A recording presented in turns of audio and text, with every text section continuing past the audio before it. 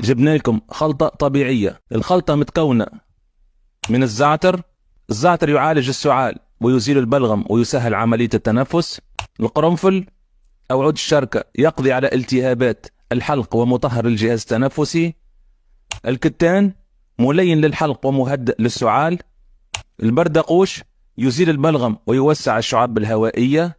اليانسون يعالج التهاب الحلق ويذيب البلغم ويسهل التنفس. الحبة السوداء مضادة للالتهابات وتخفف من أعراض الربو والحساسية. الزنجبيل يطهر القصبات الهوائية ويقضي على الكحة والبلغم. كل هذه المكونات تخلط بالعسل الطبيعي المعروف بخصائصه المضادة للبكتيريا والمهدئ للحلق.